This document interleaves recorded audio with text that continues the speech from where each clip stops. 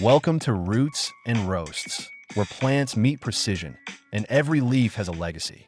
Today, we're immersing ourselves in the quiet elegance of one of the most sculptural and expressive houseplants in the tropical world, the Fabian Aralia, Polyscias fruticosa Fabian. Look at those leaves, broad, deeply lobed, layered like soft ruffles, and perched on upright woody stems. It's not just a plant, it's architecture in a pot. Whether this beauty was gifted to you or you chose it with intention, know this. You're now the steward of a plant with roots in centuries-old tropical understories. A species used in traditional medicine, admired in ornamental horticulture, and loved by interior designers for its dramatic silhouette and modern edge. But let's be clear, Fabian Aralia isn't a set-it-and-forget-it houseplant. It's intuitive. It listens to how you treat it. And when you get it right, it thrives with gratitude. In this video, we'll go far beyond the basics. You'll learn why it likes bright, indirect light, how to master its watering rhythm, when to prune for bushier growth, and what to watch for as it matures. From the right potting mix to pest prevention, this guide is crafted for serious plant parents and those ready to become one. So grab your coffee, settle in, and let's grow something remarkable together. To understand the Fabian Aralia, we have to go back to where it began, deep in the humid, shaded understories of South and Southeast Asia. This isn't a plant that evolved to compete with towering trees for direct sun. Instead, it carved out its niche in the filtered light beneath the canopy, where the air is warm, the light is diffused, and the soil stays consistently moist but never soggy. Native to regions like India, the Philippines, Indonesia, and the Polynesian Islands, Polyscias fruticosa isn't just ornamental. It holds cultural weight. In many of these regions, it's been used in traditional medicine, ceremonial gardens, and passed down as a symbol of longevity and harmony. Place your Fabian within a few feet of an east-facing window or a south-facing one with a sheer curtain. It wants clarity, not intensity. Too little light, the stems will stretch and weaken. Leaves will drop, starting from the base. Too much direct sun, you'll see leaf edges crisp, fade, or curl. Write it down or screenshot this for later, because this one-step proper placement is 80% of the success equation with Fabian Aralia. Watering isn't a routine. It's a conversation, and your Fabian Aralia is always speaking through its roots. Unlike desert plants, Fabia didn't evolve to survive long droughts, but also doesn't like wet feet. Its sweet spot is in the middle, evenly moist, never soggy, like the floor of a tropical forest after light rainfall. Let's get precise. If your Fabian is in a 6 to 8 inch container, water when the top 1.5 to 2 inches of soil feel dry to the touch. Not dry at the surface, dry a few inches down where the roots breathe. In a 10-inch pot or larger, you're working with more soil volume. That means slower drying. Let the top 2 to 3 inches dry, and check near the core. Use a chopstick or your finger and feel for coolness and moisture. Now pause here. It's your pen and pad moment. Watering should never be based on a calendar. It's about rhythm, about watching how fast your plant drinks in your environment. Temperature, light, airflow, and humidity all change the tempo. Pick up your pot before and after watering. Feel the weight shift. Over time, your hands will learn what your eyes can't see. The real goal is healthy roots. When the roots are breathing, the plant is thriving. When they're suffocating, rot begins in silence. Drainage is non-negotiable. Always empty cache pots or saucers after watering. Don't let Fabian sit in its sorrow. Let's talk structure, not the plants, the soils. Because when you pot a Fabian Aralia, you're not just giving it a place to grow. You're shaping its entire underground ecosystem.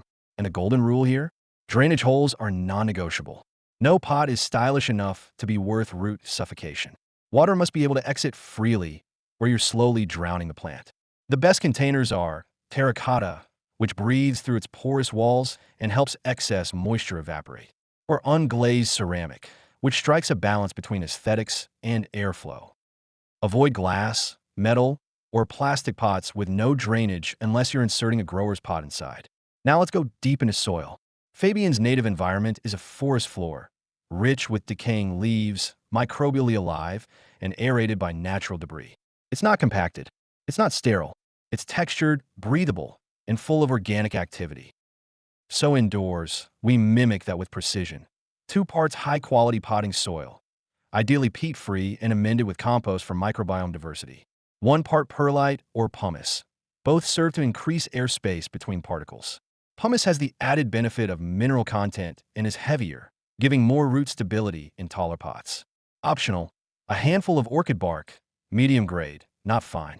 This introduces long-term structure and mimics leaf litter decomposition, adding to airflow and fungal diversity. Now pause right here.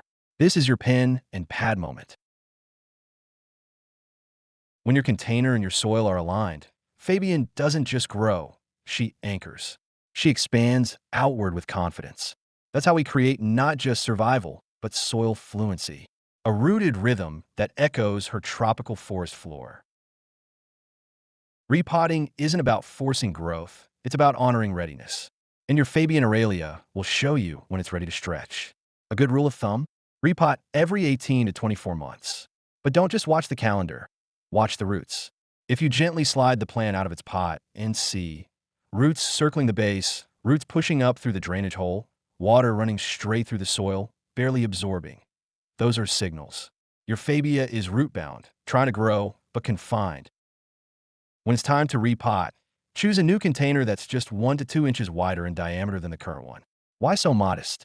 Because a pot that's too large holds excess soil, and excess soil holds excess moisture. That invites fungal growth, anaerobic conditions, and root stress. Repotting is not about volume, it's about balance. Remember, Fabian likes consistency. So when repotting, keep the plant at the same depth in its new soil as before. Don't bury the stem base deeper. Spring is the best time to repot, right before Fabia enters her active growth phase. This minimizes stress and lets her take full advantage of warmer light and humidity. Feeding a plant isn't just about giving it nutrients. It's about timing and context. A Fabian Aralia in active growth is like a musician in rehearsal, hungry for energy, structured support, and rhythm. But a Fabia under stress? Or one in dormancy? Feeding, then, is like pushing someone to run before they've healed. Let's start with the science. During the active growing season, spring through early fall, your Fabian shifts from energy conservation to energy generation. New leaves form, roots stretch, and cell division accelerates. This is when supplemental nutrients matter most. Reach for a balanced liquid fertilizer, something like 10-10-10 or 20-20-20. These numbers refer to the 3 primary macronutrients: nitrogen, N, for foliage and shoot growth/phosphorus, P, for root strength and development, potassium, K, for overall vigor and disease resistance. But here's the professional tip. Don't feed full strength every time. Instead, use half strength every 2 weeks. This mimics a steady nutrient trickle found in nature. And never fertilize a dry or stressed plant. Doing so risks root burn, a chemical dehydration that leaves roots scorched and unable to absorb water. Always water the plant lightly before feeding if the soil is dry. Now pause here. It's your pen and pad moment. Winter is Fabian's time to rest. Metabolism slows, growth pauses, and any excess nutrients go unused, lingering in the soil, building up salts that can damage roots. Let her rest. Come spring, she'll wake up ready. Most plant problems don't start big. They start silent. They start invisible. Fabian Aralia, with its dense foliage and woody stems, offers pests the perfect hideout. And when left unchecked, what began as a tiny hitchhiker becomes a full-blown infestation. Let's look at the 3 most common culprits. Spider mites thrive in dry, dusty conditions, and Fabia's finely divided leaves can be an easy trap. Early signs include fine webbing at the base of leaves or between stems, leaves that look dusted, stippled, or turning dull green to yellow. Sudden, uneven leaf drop. These mites are sap suckers. They drain your plant's energy, and in dry indoor air, their population explodes. Mealybugs are slow but destructive. Look for fluffy white clusters that resemble cotton or wax, often found tucked deep into joints, under leaves, or behind new growth. They excrete honeydew, which invites sooty mold, another silent killer. Mealybugs multiply rapidly. If you see one, assume there are more. Scale is stealthy. These bugs are immobile once mature, forming waxy shells and anchoring themselves to stems like barnacles. Look for hard brown or tan bumps. If you scrape them off and see soft, juicy insides, it's live scale. They weaken the plant over time and are incredibly persistent. Now let's step back.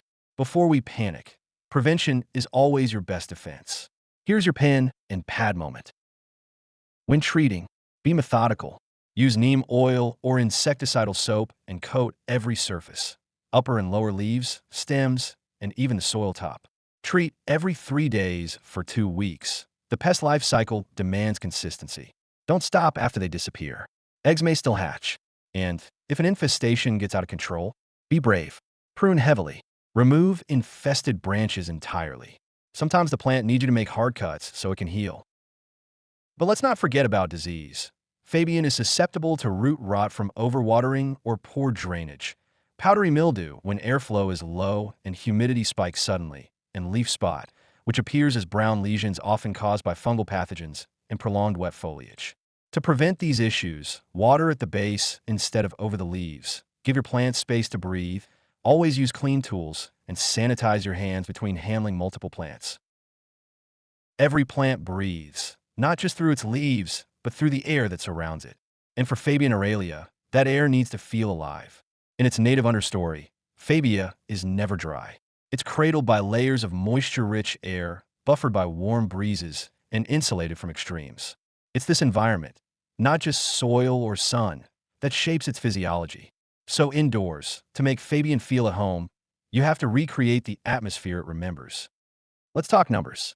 The ideal temperature range, 65 to 80 degrees Fahrenheit, 18 to 27 degrees Celsius. The minimum safe range, no lower than 60 degrees Fahrenheit at night. Humidity, consistently above 50%, ideally in the 55 to 65% range. Anything lower, and you'll begin to see leaf edges browning, tips crisping, and slow, weakened growth. Now, let's take a moment. Your pen and pad moment. When the temperature is right and the air holds just enough moisture, Fabian Aralia shifts. It becomes fuller, stronger. Leaves remain supple. Growth stays upright. Pest resistance rises. Because a plant in the right atmosphere doesn't just survive, it communicates. It expands. It begins to echo the rhythm of the wild. Pruning isn't cosmetic. It's structural. And with Fabian Aralia, pruning is how you communicate intention, not just maintain appearance. Every cut has consequences, and every node you remove changes the direction of growth, the balance of energy, and the shape of the plant's internal map. So before you snip, you need to understand what you're influencing. Let's begin with apical dominance. Fabian, like most tropical shrubs, is driven by a hormone called auxin, produced at the apical meristem, the tip of each growing shoot. Auxin suppresses lateral, side, growth below the tip. That's why a Fabia left untouched tends to grow tall and leggy, with a strong central leader and weaker lower branches.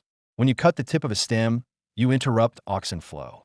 That signals the plant to redirect energy into the lateral buds below the cut, producing new branches, fuller growth, and a bushier silhouette. So pruning is hormonal redirection. Done strategically, it's how you sculpt density, fullness, and proportionality. Here's your precision checklist.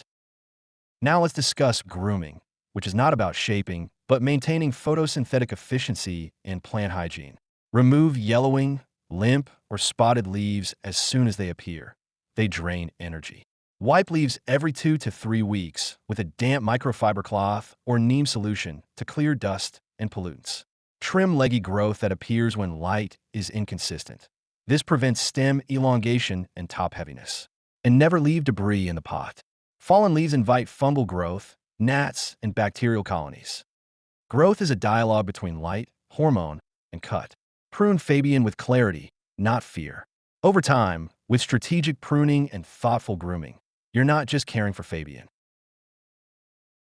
Rotate the pot every 7 days.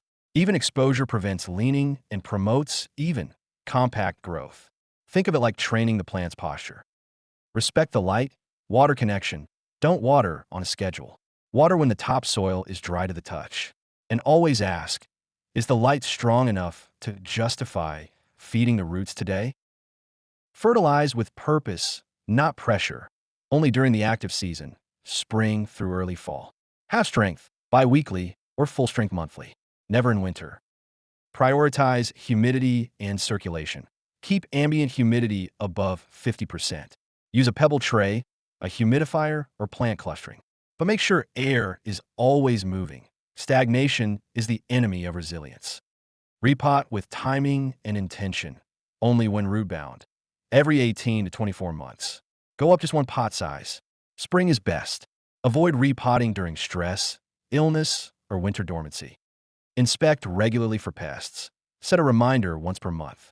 Check leaf joints, undersides, and soil. Clean the leaves. Observe changes in texture and color. Prevention is protection. Be consistent, not obsessive. Your plant doesn't need perfection. It needs rhythm. Gentle care, slight adjustments, and a watchful eye are what build trust between grower and plant. Be consistent, not obsessive. Your plant doesn't need perfection.